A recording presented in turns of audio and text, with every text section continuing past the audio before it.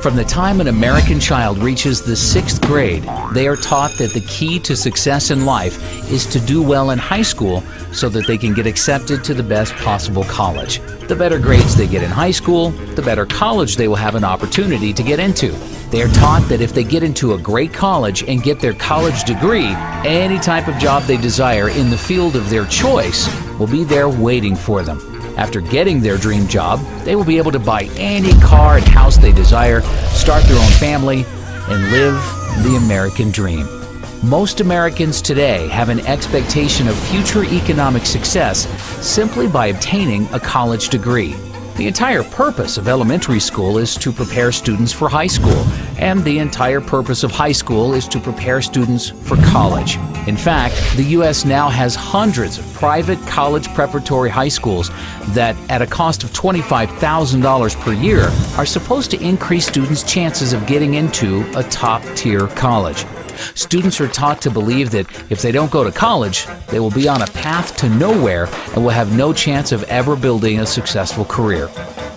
Government regulations like No Child Left Behind have left grade and high schools in shambles. Instead of teachers having the freedom to think outside the box and use creative techniques to prepare their students for the real world, they are forced to be narrow-minded and teach with worthless information that will never help their students have successful careers. Today, there are no high schools left in America that teach students the knowledge necessary to start their own business, invent their own product, or even how to use the internet and other free resources to become educated about things without attending college. The annual cost to attend the average private four-year college in America today is $27,293, up 29% from 5 years ago, during the 2005-2006 school year when the annual tuition cost $21,235. This does not include the cost of textbooks, which have tripled over the past decade.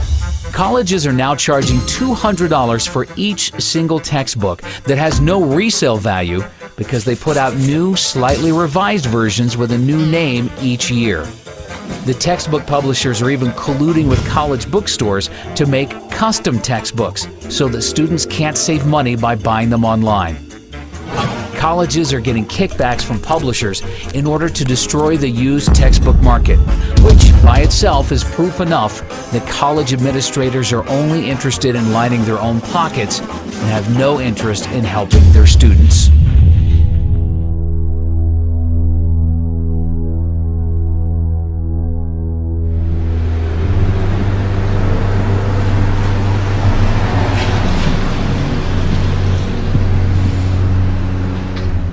You have to have a certain kind of brain to understand the dead language that they write in textbooks. But they brainwash you from a little kid up so that you buy into the system and you get good grades and you study hard and then you become a member of the total system. No freedom. You don't know how to think, because they told you how to think their way. College tuition has seen 5.15% annual price inflation over the past 5 years. This is despite the fact that U.S. real estate prices are down 26% from their peak in July of 2006, and the Dow Jones is down 18% from its peak in October of 2007. Even oil is down 38% from its peak in July of 2008. During the financial crisis of 2008, Americans lost $10.2 trillion in paper wealth, and college is the only thing in America, besides the cost of health care, that did not at least temporarily decline in price. Inflation has made it impossible. Again, when I was a kid, you never heard parents saying, we're planning and putting money away for your education because it's going to cost us $100,000 and we have to keep putting that money away so that when you graduate, not only will you not pay us back, you're not even going to get a job. Over just a 2-year period from December of 2007 through December of 2009, 8,363,000 jobs in America were lost, or 6.1% of total jobs. 1 year later, in December of 2010, thanks to the Federal Reserve and the U.S. government spending $4.6 trillion on bailouts, stimulus programs, and other government spending, 1.124 million jobs in America, or 0.9% of total jobs, had been recovered. That is over $4 million spent for each job created. As we move deeper into this great recession that we believe, as inflation continues to skyrocket, the reality of a Great Depression will come in, because people will realize that all that worthless money you have can't buy you much of anything. You're going to see more and more people, as they're already doing it, believing that by going to college, that's going to be their passport to the future. It's not what it used to be. A degree, a college degree, a BS, what does that buy you? And I love the mentality. The mentality is this, that corporations and businesses won't hire a person unless they get a degree. Not me. I don't care if you have a degree. It makes absolutely no difference.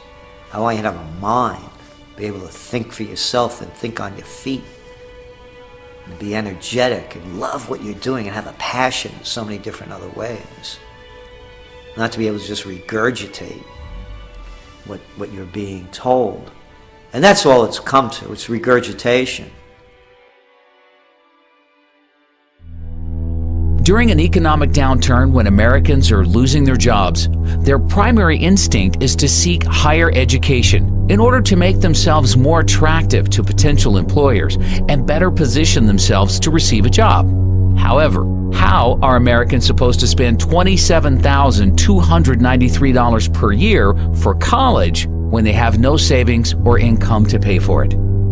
The U.S. government, with the backing of the Federal Reserve, in the same way they created the real estate bubble by providing mortgages to all Americans through Fannie Mae and Freddie Mac, regardless of whether or not they had any capacity to pay the loans back, has been using the exact same easy lending practices to create one of the largest bubbles in U.S. history, the college bubble.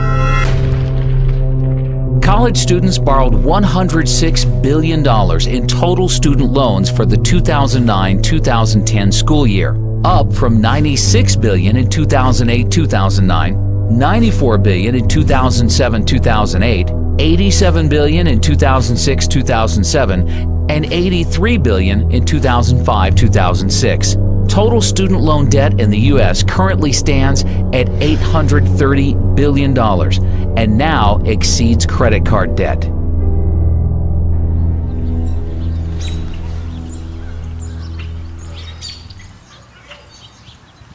I was so pro-education. That's all I wanted in my life, was an education. And you know, I'd like to still be pro-education, right. But to put anybody through what I've been through, no. Really, in my case, the education, I think, really ruined my life. Right. So, I mean, I would have been better off if I just would have gone to work at, you know, McDonald's or something, actually. So, That is unbelievable. because this is a debt I can never get over.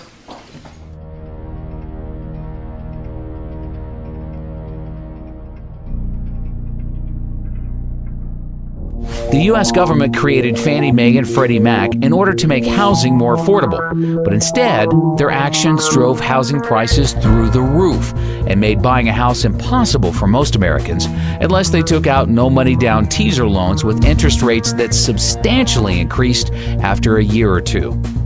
The U.S. government has been trying for decades to make college more affordable, but its actions have accomplished the complete opposite effect. College is now impossible for most students to afford without getting deeply into debt to do so. All across the country, Americans are graduating college with mortgages before they even buy a house. When I graduated from my undergraduate degree, I had $300 in student loans that I owed. $300. you can hardly buy 2 cups of coffee and a meal at the student union these days for $300. So when I graduated with my undergraduate degree, what you got in exchange for your education was lifetime indenture and a new house. Right? So you got to buy the mortgage. That's what you got. You got your degree, you got out of school, you got a job, and therefore you bought a house because culture drives you to buy a house. So now you're in debt. You have to work. Now you have to be part of the wage slave economy for the next 20 or 30 years until the house is paid off. These days, college is the new house, and you don't even get the house. As soon as you get out of school, you're indentured for life.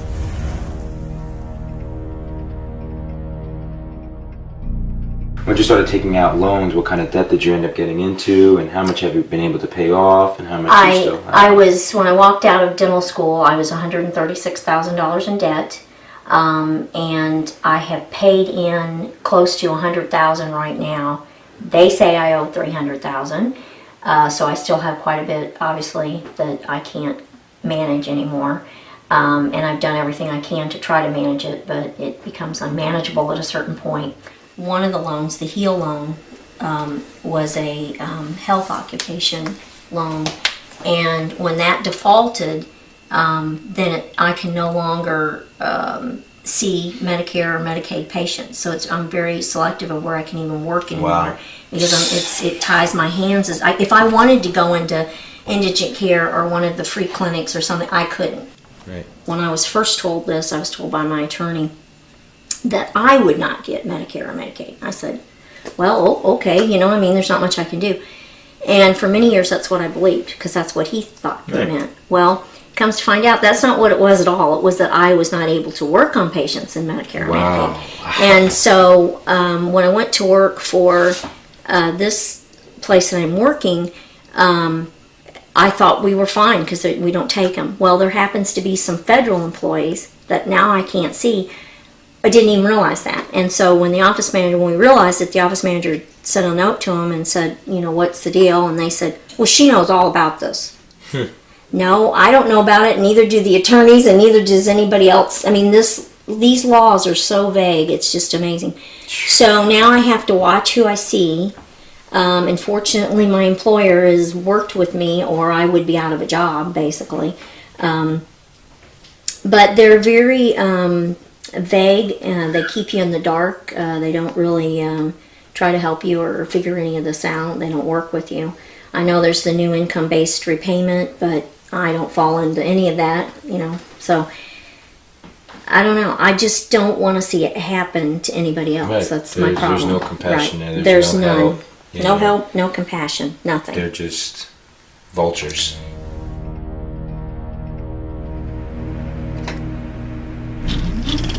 Back in the 1970s, the average college student was able to afford their college tuition without any student loans or help from their parents. They were able to pay for college by working a part-time job year-round or by simply working full-time during the summer when they were off from school. Not only that, but they were also able to afford their own car payments and possibly a small apartment. The U.S. government destroyed this by providing easy student loans to anybody who applied for them without any credit requirements.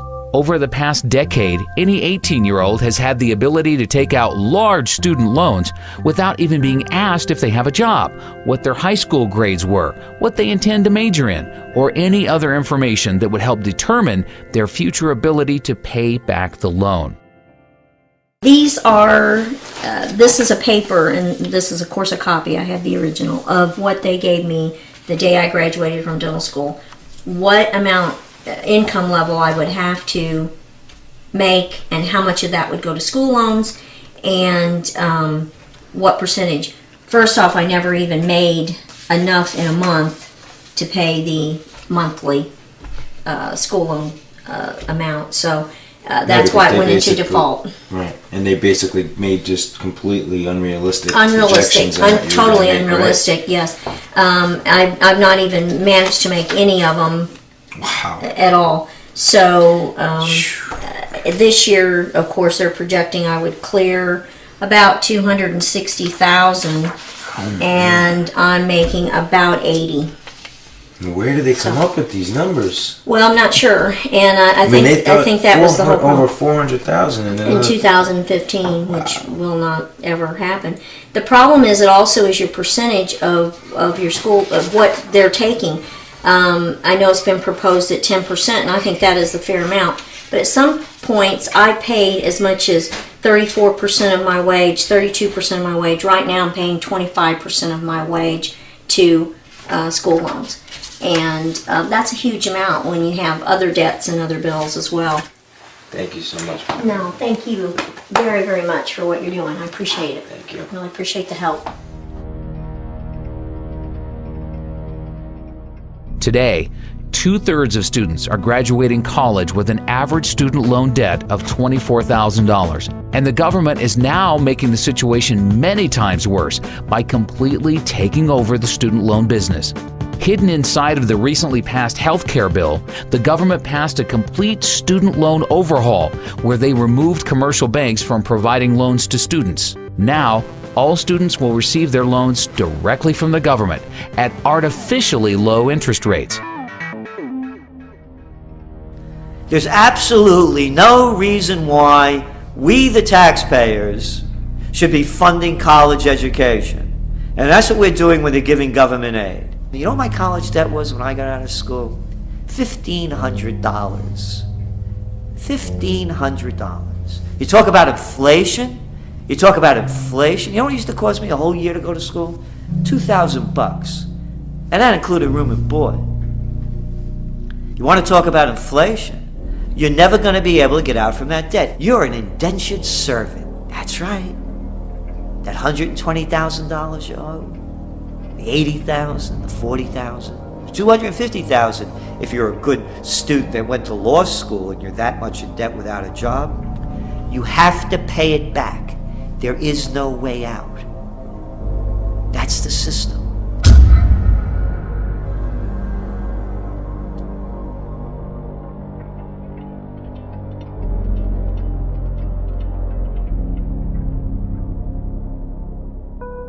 One of the unintended consequences of the Wall Street bailouts of 2008 is that now most American students believe that if they take out loans to attend college but can't find a job to pay them back, they will be bailed out by the government and have the loans forgiven. NIA believes this is indeed what will ultimately happen, and therefore it will be U.S. taxpayers who end up paying for the artificially inflated, sky-high tuitions for all college students who can't or choose not to repay their loans. It won't only be taxpayers who suffer. All holders of U.S. dollars worldwide will ultimately pay for everybody's student loans, as the Federal Reserve is likely to print the money to make up for these bad debts, which will lead to hyperinflation and a worthless U.S. dollar. Many students are outright abusing the system. Although government student loans get sent directly to the college or university to pay for a student's tuition, private student loans that are guaranteed by the government usually get sent directly to the student in the form of a check. NIA has been hearing countless reports of students using this free student loan money to buy food, electronics, clothing, jewelry, even cars. The friend of one NIA member used his student loan money to rent and furnish a fancy apartment in Manhattan and didn't even go to college. Even when the loan comes directly from the government and goes straight to the college, there is often thousands of dollars left over each semester after tuition is paid for. This extra money then gets dispersed directly to the student in the form of a check. There is an epidemic in America of students using their student loan money for non-educational purposes, and absolutely nothing is being done to stop this from happening. This is complete insanity, and all Americans will pay for the madness in the very near future. One NIA member from Kansas City, Missouri, has a wife who was one semester short of obtaining her teacher's degree. Instead of borrowing the $8,000 required for tuition at Northwest Missouri State University, she took out a government student loan for $13,000 and used the extra $5,000 to buy a used car. Unfortunately, shortly before graduating, Kansas City closed several schools and laid off 300 teachers. She is now working at a school cafeteria for $8.50 an hour. Although she was required to make monthly payments of $146 for 10 years, after calling the government student loan office and inquiring about their income-based payment plan, they agreed to reduce her monthly payments to zero. With all the modern technological advances the world has been experiencing in recent years, the cost of a quality college education in America should be getting cheaper. It is now cheaper to purchase a plasma television or laptop computer than years ago because the government doesn't subsidize purchases of these products. If there was a true free market in college education, colleges would be figuring out more cost-efficient ways to educate students using modern technology in order to bring tuitions down and compete against each other for the enrollment of students. By guaranteeing student loans and providing too much financial aid to students, the U.S. government destroyed the free market in college education. One NIA member who is 50% owner of a private vocational school tells us that he is legally forced to raise tuitions every time the government raises financial aid to students. The government's 90-10 rule mandates that at least 10% of a private for-profit college's income comes from non-federal government sources. Therefore, private for-profit colleges must keep raising tuitions to stay within the 90-10 rule. The government needs to get out of the education business completely and allow private banks to re-enter the market and compete against each other in order to offer loans at reasonable interest rates to students who will have the best ability to pay them back. The reality is, the majority of the students who qualify for loans today from the government would no longer qualify. But this will force colleges to either bring down their expenses in order to charge affordable tuitions or close their doors for good. Colleges in America spent $10.7 billion on construction projects in 2009, down from an average $14.7 billion spent per year from 2005 to 2007, but still very excessive. Colleges have recklessly spent to build new libraries, gyms, sports arenas, housing units, etc., all for the purpose of impressing potential students and their families. None of these projects have added anything to the quality of college education in the U.S. Many colleges have very large levels of debt they undertook to build new construction. With most college endowment funds being crushed in recent years due to collapsing real estate and stock market prices, many colleges have very poor balance sheets that won't be able to withstand the slightest drop in enrollments. Jocks! Grown-up jocks! Excuse me, they're coaches now. Hey, coach. Making millions of dollars. For what does this have to do with education? What a waste. What a waste. 2-bit universities fielding baseball teams, football teams, basketball teams. For what? To entertain the kids? Yeah, you can do this if you're a very rich society and you have the money to waste. But not during a Great Recession. And not as the median household income of the country continues to decline. And not as you're sending all of these kids to get degrees in worthlessness, because that's what these university degrees are, a lot of them. It's a waste of money, it's a waste of energy, and it's an affront to anyone who really wants to think seriously about an education, because it has nothing to do with the NCAA. We are sort of seeing the perfect storm. We have seen all this construction in the past few years, and if you're a college president, putting your name on a building is quite nice. But you are not there, you probably have moved on somewhere else while your name is on the building, but now the operation and maintenance costs are now falling due. And that was never part of the original bond issue, so now we have all these facilities coming online. Students, are being stressed financially, parents are being stressed financially, tuition is going up like crazy. Even those schools that are lucky to have endowments, typically they're not having the return they used to have in the old days. So there is just this tremendous culmination of things all coming together that is just going to just stress the system completely. We just saw that there were even riots in UCLA when they saw a 32% increase in tuition. I mean, do you think that we'll start to see a lot more, riots and students getting angry at these tuition prices? I would love to see a little more activism on the part of my students. I think they have been taking this now for such a long time that maybe it's just part of the scenery now, and they're not really worried about it anymore. And I also think a person that's 20 years old, 22 years old, does not realize the implications of not being able to escape student loan debt. When I was in my high school years, at that time, many people were going to college, borrowing the money to go as far as all the way through medical school. And when they graduate from medical school or law school, they would simply just up and declare bankruptcy. But in its wisdom a few years ago, as you probably know, Congress changed those rules in that you can no longer discharge student loan debt through bankruptcy.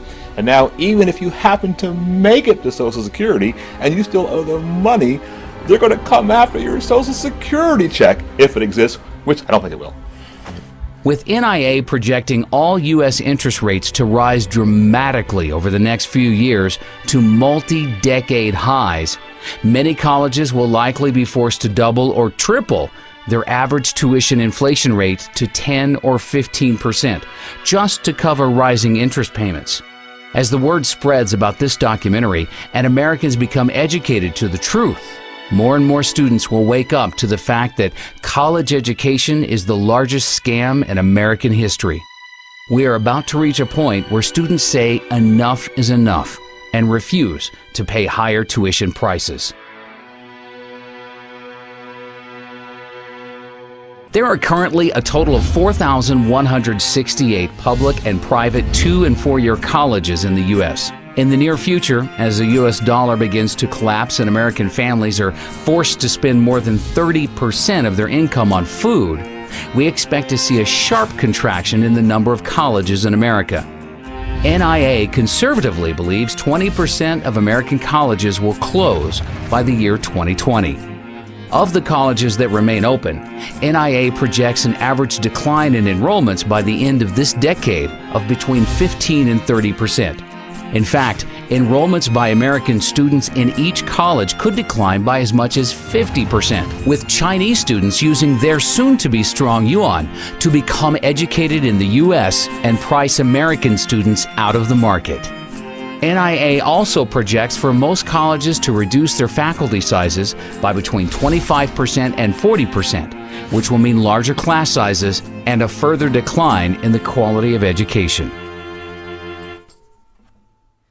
If we were doing such a wonderful job and producing such geniuses coming out of universities, you think we'd be in the problems that we're in now? Do you think that we would be among the most unhealthy nation of people in developed nations? Do you think that we would be gobbling down junk food? Do you think that we would be prescription drug addicts as a society? Do you think that we would be in the greatest recession that's heading toward the greatest depression? Do you think we would be in Iraq and wasting trillions of dollars fighting losing wars in Afghanistan and now in Pakistan? Do you think that we would have presidents and senators and congressmen and legislators of such low mentality that we have now? Do you think that we would have the rampant greed of the white shoe boys on Wall Street if the universities were turning out anything of quality, considering the trillions that are spent and the tens of millions that are educated? By their deeds you shall know them. Look what American universities have produced.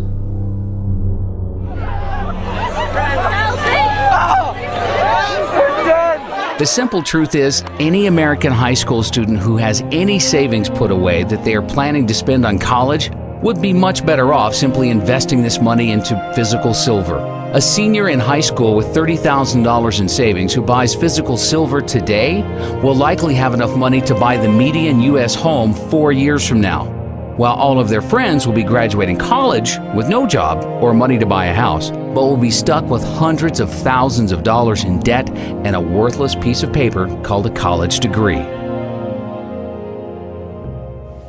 How worthless is education? Let me count the ways in my worthless college degree. Worthless. That's what a college degree is worth. Here's my worthless law degree. Equally as worthless. Here's my worthless license to practice law. Worthless. And here's my worthless computer science degree. Also worthless. That's the value of education.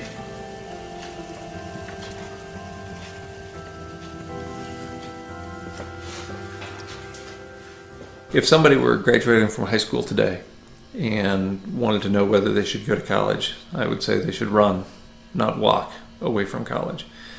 Because the industrial age doesn't have long to go. There's no way that I would encourage somebody to go 4 years or more to undergraduate school, rack up a bunch of debt, and learn a bunch of nonsense that isn't going to do them any good when there's no fuel at the filling station, no food at the grocery store, and no water coming out of the municipal taps. Well, why would you go to college to go into a huge amount of debt to get nothing in return, not even something that might facilitate your survival, much less your ability to thrive? So at this point, at this late era in the industrial economy, I wouldn't encourage anybody to go to college. It hasn't been a very good deal for quite a while, and it certainly is a really bad deal now. I confer upon you the degree for which you have worked so hard, with all the rights, privileges, and responsibilities thereto. Congratulations.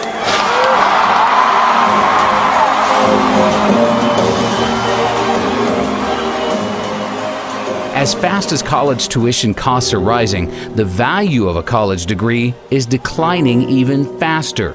The youth in America today need to be taught to think for themselves and realize that there is no value to having a college degree if everyone else has one. I was in the student union where graduation was about to take place, and they had a series of plaques on the wall. And they listed all the students who had graduated with a 4.0 grade point average. And the first plaque had, all the plaques were basically full of names. But the first plaque had the first 50 or 60 years of the university represented. To fill that plaque with the 20 or so names on it required 50 or 60 years of higher education. Of course, in the most recent 5 years, there were multiple plaques for every year. We're churning out 4.0 students at the rate of a couple hundred a year. That used to mean something. If you're the only person that in the first 40 years of the history of the institution to have a 4.0, that's meaningful. Now everybody's a 4-point student. Our standards have fallen so profoundly that anybody with a heartbeat can get a 4-point average. It's just absurd. The U.S. Bureau of Labor Statistics reported in April of last year that as of October 2009, 70.1% of 2009 high school graduates were enrolled in colleges or universities, an all-time high since they began keeping this statistic, and up from 68.6% of 2008 high school graduates enrolling into college. In other words, there is no longer anything special about a college degree in America if 70% of everybody else is also attending college to receive one. NIA is working hard to ensure that it will soon become common knowledge in the U.S. that a college degree gives you no advantage over the rest of the population. When Americans finally learn the truth, the college bubble in America will burst.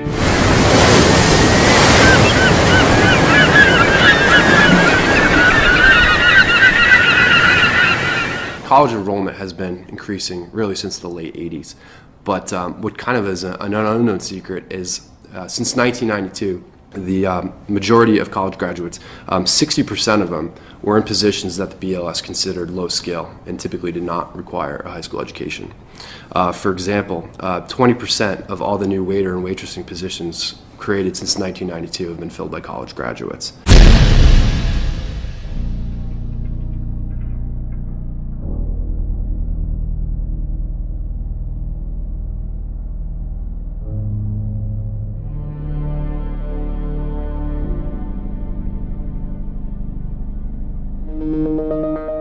Of the 29.9% of recent high school graduates not in college, 70% of them were able to successfully find jobs without a college degree. These Americans are already building important workforce experience, which NIA considers to be far more valuable than any piece of paper. By comparison, only 42.1% of recent high school graduates in college have a job. And most of these are part-time jobs where the students are building very little workforce experience. The 57.9% of students in college without jobs, not only are they wasting their savings and getting deeply into debt for a worthless piece of paper, but they are losing out on valuable income they could have been earning during those 4 years. One of the greatest myths in America today that is used to scam Americans into overpaying to attend college is that college graduates make more money in their lives than Americans without college degrees, and therefore a college degree is a great investment. According to studies from biased organizations like the College Board, Americans with college degrees will earn $1 million in additional income over their lifetime compared to high school graduates with no college degrees. You know that college graduates earn $1 million more on average than those without a degree? Graduates from four-year colleges earn nearly an estimated $1 million more. Most colleges and universities in America use this $1 million in additional income statistic to hype and sell their product. It has been repeated so many times that it's just about been accepted by all with nobody questioning its validity. However, for any student thinking of attending college, they need to consider the facts surrounding this number and compare it to the true cost of attending college. With the cost of annual college tuition now at $27,293, if we assume continued 5.15% college tuition inflation over the next 4 years, the average cost for a student entering college now to receive their bachelor's degree in 4 years will be $117,900. Therefore, even with the current college inflation crisis, an expenditure of $117,900 on the surface seems like a good investment if the return will be $1 million. The secret truth is, most college students do not receive their degree in 4 years. The Americans who are earning $1 million more in their lifetimes are actually spending an average of 6 years in college before receiving their degrees. Therefore, assuming continued 5.15% college tuition inflation for years 5 and 6, the total cost for the average student's degree in order to earn their $1 million in extra income will be $186,349. For those who borrow that full amount and pay it back over 10 years at a 6% interest rate, the additional interest expense would be $61,914, bringing the total cost of the degree up to $248,263. Then you need to consider the matter of lost income. The average high school graduate who finds an entry-level job without a college degree earns $35,400 per year over the first 6 years. For the majority of college students who don't have jobs, they are losing $212,400 in income over their 6 years in college. Combining the expected cost to attend college for 6 years with potential interest expenses and lost income, and now we are at a total cost of $460,663, all for the hope of earning an extra $1 million over a lifetime. Another important fact is, all of the reports that show $1 million in extra income for college graduates over high school graduates include students who receive GEDs as being high school graduates. Most GED recipients weren't motivated enough to graduate high school and therefore shouldn't be included in these statistics as real high school graduates. NIA believes GED recipients are unfairly skewing down high school graduates' average incomes. Also, the simple truth is, some Americans are just more motivated than others to make money and have successful careers.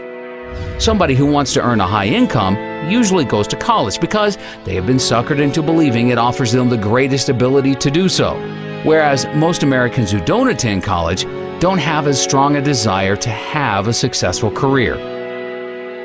95% of college graduates interviewed by NIA with annual incomes above $200,000 tell us that their college degrees had absolutely nothing to do with their business success. In fact, of these same people surveyed, 90% of them said that they probably would have become successful at a much earlier age and be making even more money today if they didn't waste so many years of their life attending college. The phony $1 million in additional income study that was conceived by the education industry in order to deceive Americans into overpaying to attend college is just one of many false, misleading studies that they have created in an effort to create an illusion that college is a good investment, no matter how high tuition prices rise. The mainstream media has been working with the education industry and helping them perpetrate their schemes on the American public. One of these schemes was the 2008 pharmacist shortage hoax. 3 years ago, there were 15 new pharmacist schools getting ready to open in the U.S. In order to create artificial demand for enrollments to all of these new schools, the industry decided to create an illusion that there was a huge shortage of pharmacists in the country that will continue for the rest of the decade, with 150,000 new pharmacist jobs needed by 2020. One place where the U.S. economy has too many jobs and not enough applicants is in pharmacies. Because there's a shortage of pharmacists, many are overworked from putting in long hours. With pharmacies open 24 hours a day and a huge population of aging baby boomers consuming larger amounts of prescription drugs, it adds up to an industry that cannot find enough pharmacists to go around. From the student standpoint, and our students know that when they graduate, they have a job. I mean, in fact, they have a job even before they have graduated. It's not that they can practice as a pharmacist, but they know they have been offered already a job. So that's one of the positive side. On the negative side is the pressure that's put on the schools to really come up with the number of pharmacists that are needed in the future. By some estimates, the U.S. would need more than 150,000 new pharmacists by 2020 to match supply with industry demand. Experts say the pharmacist shortage will continue for at least a decade or more. In the meantime, at least 15 new pharmacy schools are expected to open their doors by 2010, even as existing schools expand in size. NIA has been hearing dozens of reports from its members with family members who have graduated pharmacy schools 6 months to a year ago and have sent in their resumes to hundreds of different pharmacies in the New York metropolitan area and have yet to even receive one job offer. Even experienced pharmacists are having major difficulties finding pharmacist jobs. The husband of one NIA member retired 5 years ago as a pharmacist in New Jersey, but has now decided to re-enter the workforce so that their family can accumulate enough gold and silver to survive hyperinflation. Unfortunately, he was forced to leave his family and move to a rural part of Alabama in order to receive a pharmacist job paying only $18 per hour. Law schools have also been deceiving the public with false and misleading statistics.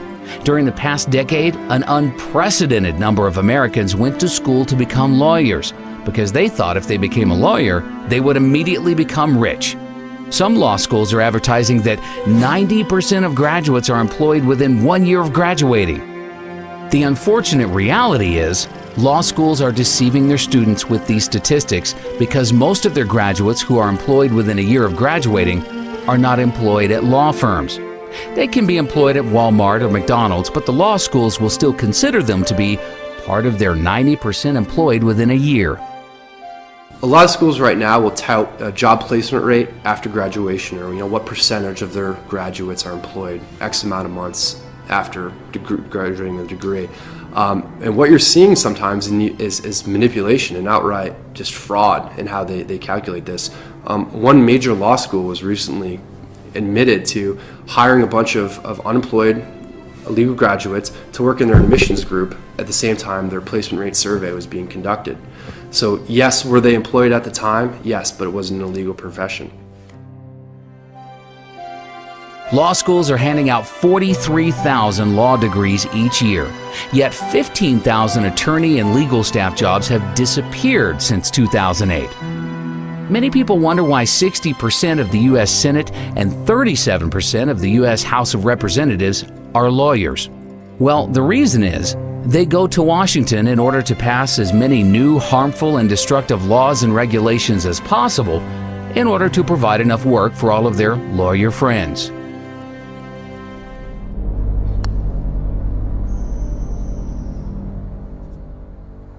So I decided to go to law school. I went to Chapman University School of Law. I graduated in 2005 and passed the bar in 2005, July of that year. And overall, I did not have a good experience in law school. In fact, the first week going into law school, it was not at all what I expected. I thought that the law was to promote freedom and liberty and justice. And in fact, what I realized shortly after entering law school is what the law has become is an excuse for bureaucrats to regulate just about every aspect of our behavior. All of the needless legislation that is passed each year in order to provide work for lawyers has the devastating unintended consequence of destroying what little is left of the free market. Small businesses are the backbone of the U.S. economy, but it is now nearly impossible for a small businessman with limited financial resources to build a large, successful corporation in any sector because their legal costs would eat up all of their capital needed for research and development. Lawyers do very little to add real value to society. In fact, most legal and financial related service jobs on Wall Street are made possible solely due to inflation. It is because of the Federal Reserve's 0% interest rates and trillions of dollars in bailouts that all of these jobs exist. But these jobs only exist because money is being stolen from middle-class goods-producing workers and being redistributed to non-producing workers on Wall Street. A lot of people that I graduated with found law to be very similar to how I found it, and that is, it wasn't really about helping people or benefiting the community. It was really just a system whereby bureaucratic lawyers make money trying to interpret complex statutes that really serve no purpose. There is a law for just about everything. You want to marry somebody who you love, you have to get a license to do that. You want to develop the real property that you purchased, you have to go to the city and get permits and licenses to do that. You need permits and licenses to do just about everything that should be legal because you're not hurting anybody else. To start your own business, you need a business license, you need your taxpayer ID number, you need all kinds of things just to get up and running. And so all these restrictions and laws and statutes, a lot of them which are not even passed by Congress, they're simply passed by administrative bureaucracies, they hamper the economy, they hamper economic growth, and they actually act in a tyrannical sense against people starting their own businesses and providing for themselves. 75 years ago, agriculture made up 28% of the U.S. GDP. Today, the service sector makes up 76.9% of GDP, and agriculture makes up only 1.2%. The only way for a country to produce real wealth is by farmers growing food, miners mining for gold, silver, and other precious metals, drillers drilling for oil, natural gas, and other commodities, and manufacturers manufacturing real goods that can be exported to the rest of the world. Goldman Sachs has never created one dime of wealth for our country. Yet most politicians in Washington have been brainwashed into believing Wall Street jobs are necessary for the U.S. to have a strong, viable economy. Likewise, nearly all Americans who have gone to school during the past decade have gone to school for degrees in legal, financial, or other service sector jobs. Almost no Americans have gone to college to become farmers, gold miners, or oil drillers.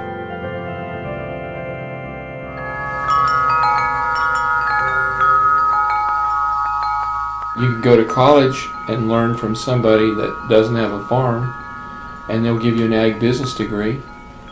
You know, most of the people teaching college don't have a farm, don't know how to manage it, and don't want a farm.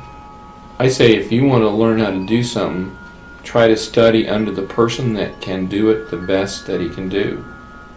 There are jobs everywhere. You have to create a job. You don't get a job, you make one. Americans have taken food for granted for far too long because Americans have been able to buy food at artificially low prices, with the average American family spending only 10% of their income on food. However, on October 30th, 2009, NIA published an article predicting inflation would appear next in food and agriculture. NIA said, a worldwide shortage of farmers combined with food inventories falling to record lows is setting up the perfect storm for an explosion in agriculture prices. From the time NIA wrote this article until now, we have experienced the largest ever short-term increase in agricultural commodity prices. Corn has risen by 75%, wheat by 65%, soybeans have risen 51%, sugar 45%, orange juice has risen by 58%, coffee has risen 71%, and cotton has risen 124%. Because very few Americans went to school to become a farmer, and everybody needs to eat, agricultural commodity prices will continue to skyrocket, and farmers are going to get wealthy in the years ahead, while lawyers and bankers will see a dramatic decline in their standard of living. The free market will adjust and see to it that lawyers, bankers, and other non-producing financial service workers see a 90% decline in their real incomes. Everybody can't be a college graduate. Somebody's got to grow food. You know, everybody can't ride the wagon. Somebody's got to pull it. Somebody's got to be taking some risks. Somebody's got to be thinking. Somebody's got to have sweat. Last summer, this lady I was telling you about that bought some cattle from us, she came here to get some cattle in August, and my grandson was downstairs splitting firewood. We burn firewood in this building because it saves us about $600 a month over burning propane. So my grandson was cutting firewood, and he was swinging the axe down here splitting logs. And it was August, it was about 95 degrees, and she came in here to sit down, and she says, there's a kid down there cutting firewood. Said the sweat's dripping off of his nose. Said, what'd he do wrong? He didn't do anything wrong, it's his job, he's cutting firewood. That's her grandson, he's 14, he'll cut 6 cords of firewood a day. That's what he does. The only thing that has been supporting the U.S. service sector economy for so long is the U.S. dollar's status as the world's reserve currency and the world's willingness to hoard trillions of dollars in U.S. dollar reserves in order to trade oil and other valuable commodities. The U.S. dollar became the world's reserve currency because it was backed by gold and the U.S. had the world's leading manufacturing base.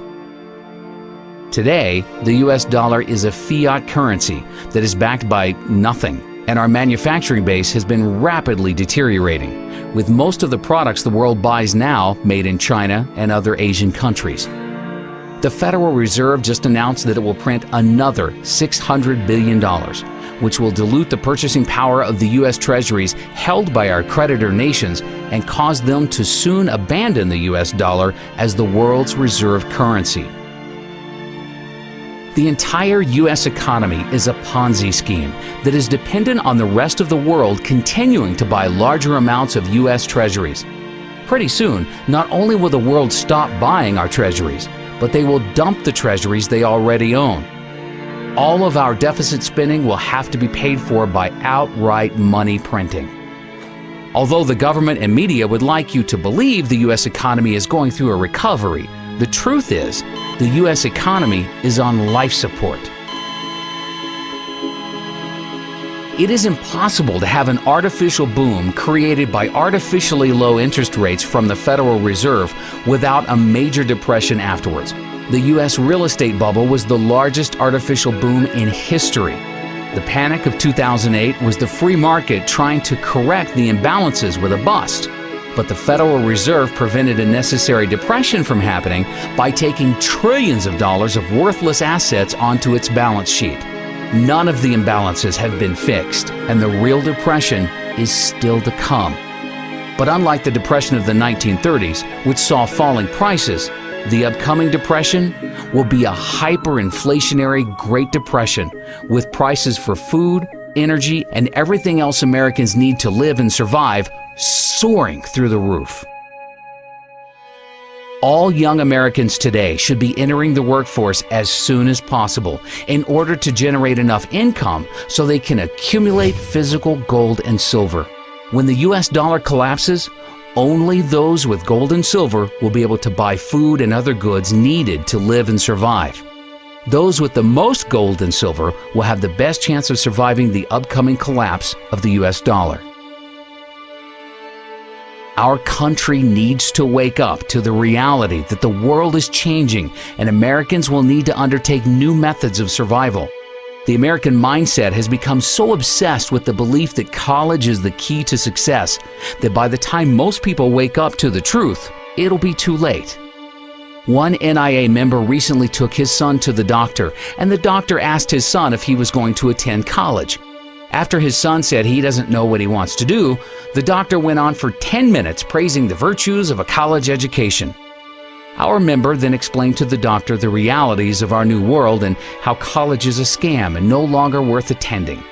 The doctor didn't know what to say except, well, over time, college graduates make more. NIA believes that the future of education is over the internet. Americans today can purchase just about any type of product they want over the internet for substantially less than they can find it in a retail store, because online retailers have substantially less overhead costs.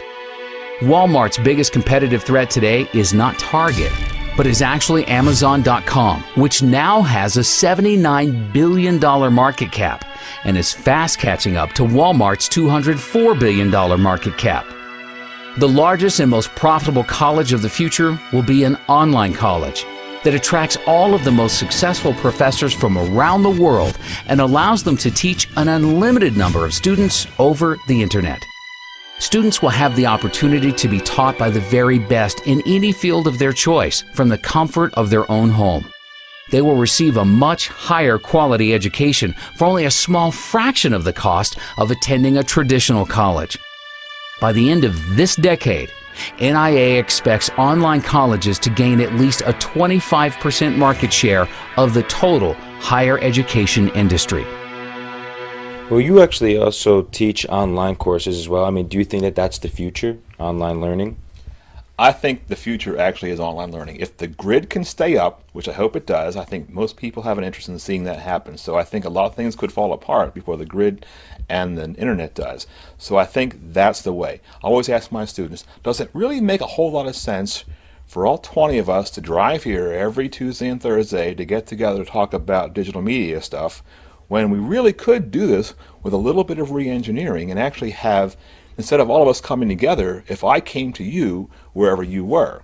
I think that's a model of the future. If you figure out each student probably spends 2 gallons of gas a day to come to class, times 20 students, times 15 weeks, add up how much gas that is and how much that costs. Who wouldn't want to have that money back, especially over a couple of semesters? Especially now because we have a much richer media environment to use for teaching and learning. I can now embed videos in my classes. I can bring in things like the National Inflation Association videos to my classes. I can bring dynamic, compelling things to my class that even in the old days, if I was really a compelling speaker, it's far better now. So even a mediocre professor like me can make my class rich and interesting, even in the online environment.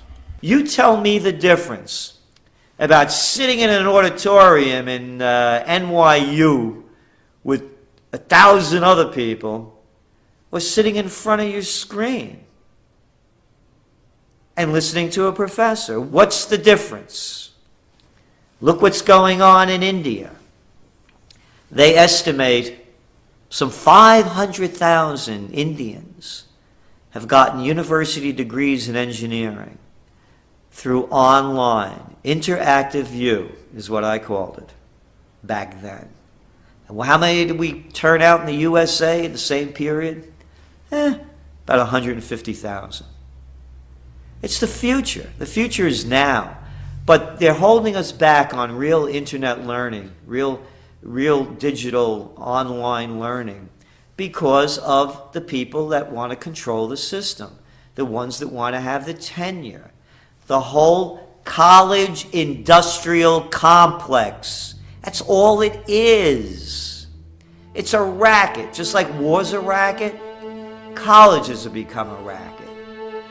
While millions of Americans are at home right now wondering why are food and gas prices going through the roof, there is a small group of U.S. citizens that are preparing right now for the collapse of the U.S. dollar. These select few Americans will not only survive the upcoming hyperinflationary crisis, but they will be positioned to prosper and become wealthy as the rest of America is going to go broke. On December 11th of 2009, NAA declared silver the best investment for the next decade at only $17.40 per ounce. Just recently, we saw silver hit a high of nearly $50 per ounce for a gain of 185% for our members. In fact, in February of 2010, NAA suggested silver call options that ended up making a gain of over 1,000% at its high. You know, it amazes me how many people have been contacting us recently. I mean, every week we receive countless emails from people that say that they've learned more about economics from being a member of NAA for just 1 month compared to studying economics in college for over 4 years. NAA members receive weekly articles, videos, and updates with priceless economic information that the mainstream media is afraid to talk about. All across America, students are being brainwashed right now with Keynesian economic principles that got us in the debt crisis that we're in today. We are not going to solve our economic problems by making the same mistakes in the future. After the financial crisis in 2008, the U.S. should have went through a much-needed recession, where we saw the free market rebalance our economy from the ground floor. That way we would have built on a solid foundation, saw a real recovery with real economic growth in the future. A record 44.2 million Americans, or 14% of our population, are on food stamps right now to put food on the table. I mean, with the government about to go bust, these entitlement programs are a thing of the past. You know, 2/3 of Americans are getting ready to retire and actually believe that Social Security is going to be able to support 50% of their income. I mean, let's face it, retirement in America is also going to be ancient history. Even Americans that have millions of dollars in the bank will soon go broke. The new wealthiest class of Americans are going to be the ones that become educated and start learning about the truth about our U.S. economy. Start thinking for yourself. Sign up and become a member of NIA for absolutely free at inflation.us.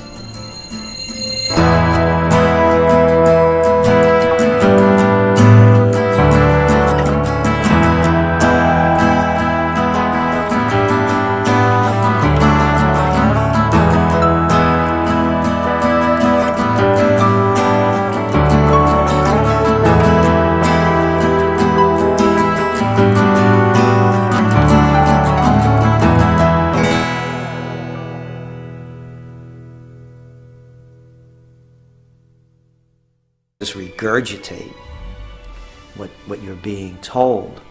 And that's all it's come to. It's regurgitation. During an economic downturn when Americans are losing their jobs, their primary instinct is to seek higher education in order to make themselves more attractive to potential employers and better position themselves to receive a job.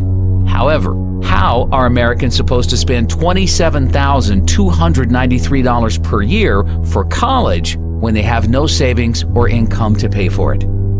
The U.S. government, with the backing of the Federal Reserve, in the same way they created the real estate bubble by providing mortgages to all Americans through Fannie Mae and Freddie Mac, regardless of whether or not they had any capacity to pay the loans back, has been using the exact same easy lending practices to create one of the largest bubbles in U.S. history, the college bubble.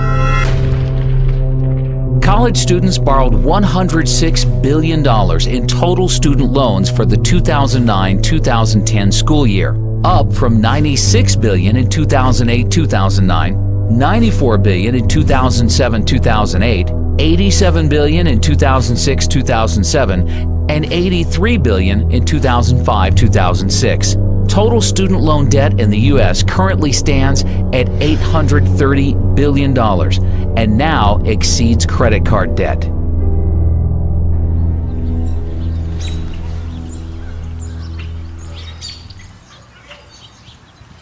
I was so pro education. That's all I wanted in my life was an education. And you know, I'd like to still be pro education, but to put anybody through what I've been through, no. Really, in my case, the education, I think, really ruined my life. So, I mean, I would have been better off if I just would have gone to work at, you know, McDonald's or something, actually. So that is unbelievable. Because this is a debt I can never get over.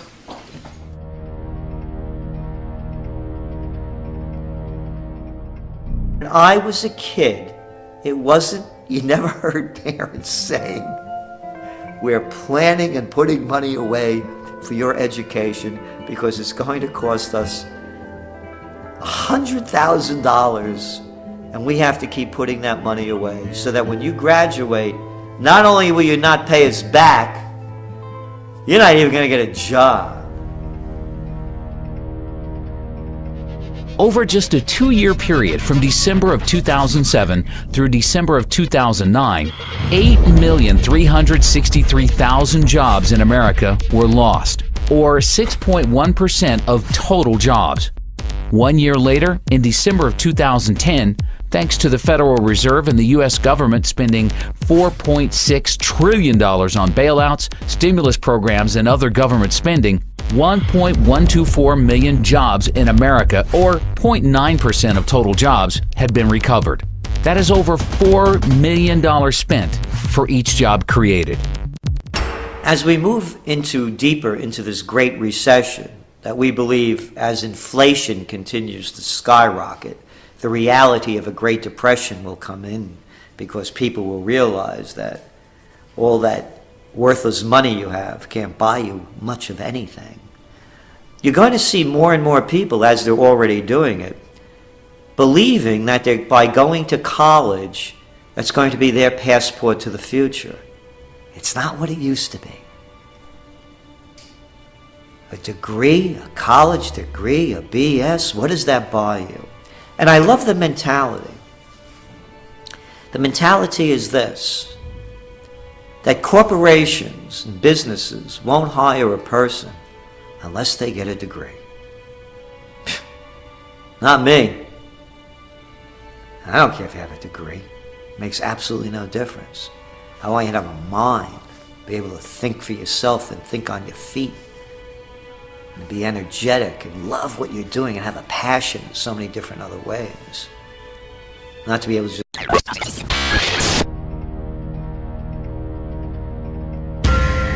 From the time an American child reaches the 6th grade, they are taught that the key to success in life is to do well in high school so that they can get accepted to the best possible college. The better grades they get in high school, the better college they will have an opportunity to get into. They are taught that if they get into a great college and get their college degree, any type of job they desire in the field of their choice will be there waiting for them. After getting their dream job, they will be able to buy any car and house they desire, start their own family, and live the American dream. Most Americans today have an expectation of future economic success simply by obtaining a college degree. The entire purpose of elementary school is to prepare students for high school, and the entire purpose of high school is to prepare students for college. In fact, the U.S. now has hundreds of private college preparatory high schools that, at a cost of $25,000 per year, are supposed to increase students' chances of getting into a top-tier college.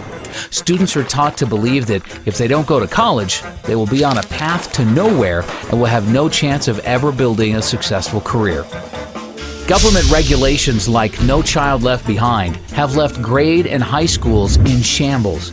Instead of teachers having the freedom to think outside the box and use creative techniques to prepare their students for the real world, they are forced to be narrow-minded and teach with worthless information that will never help their students have successful careers.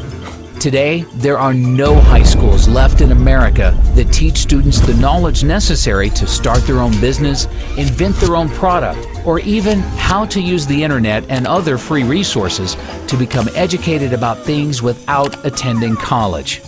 The annual cost to attend the average private four-year college in America today is $27,293, up 29% from 5 years ago, during the 2005-2006 school year when the annual tuition cost $21,235. This does not include the cost of textbooks, which have tripled over the past decade.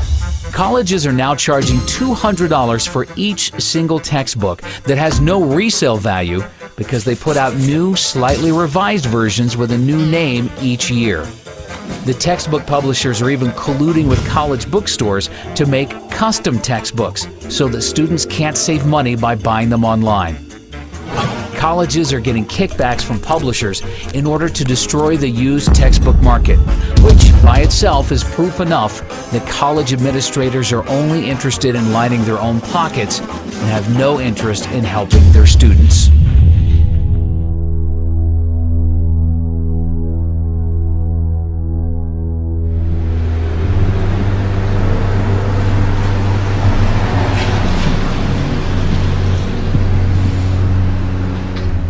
You have to have a certain kind of brain to understand the dead language that they write in textbooks. But they brainwash you from a little kid up so that you buy into the system and you get good grades and you study hard and then you become a member of the total system. No freedom. You don't know how to think, because they told you how to think their way. College tuition has seen 5.15% annual price inflation over the past 5 years. This is despite the fact that U.S. real estate prices are down 26% from their peak in July of 2006, and the Dow Jones is down 18% from its peak in October of 2007. Even oil is down 38% from its peak in July of 2008. During the financial crisis of 2008, Americans lost $10.2 trillion in paper wealth. And college is the only thing in America, besides the cost of health care, that did not at least temporarily decline in price. Inflation has made it impossible. Again,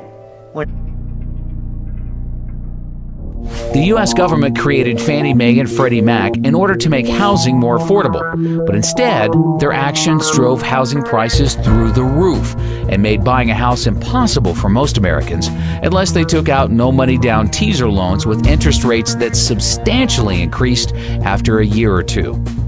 The U.S. government has been trying for decades to make college more affordable, but its actions have accomplished the complete opposite effect.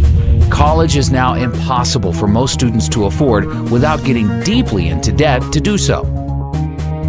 All across the country, Americans are graduating college with mortgages before they even buy a house.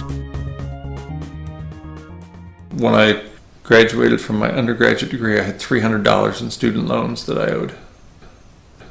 $300. You know, you can hardly buy 2 cups of coffee and a meal at the student union these days for $300. So when I graduated with my undergraduate degree, what you got in exchange for your education was lifetime indenture and a new house. Right? So you got to buy the mortgage. That's what you got. You got your degree, you got out of school, you got a job, and therefore you bought a house because culture drives you to buy a house. So now you're in debt. You have to work. Now you have to be part of the wage slave economy for the next 20 or 30 years until the house is paid off. These days, college is the new house, and you don't even get the house. As soon as you get out of school, you're indentured for life.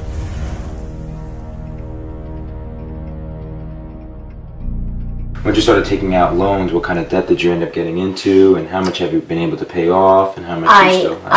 When I walked out of dental school, I was $136,000 in debt. And I have paid in close to $100,000 right now. They say I owe $300,000, so I still have quite a bit, obviously, that I can't manage anymore. And I've done everything I can to try to manage it, but it becomes unmanageable at a certain point. One of the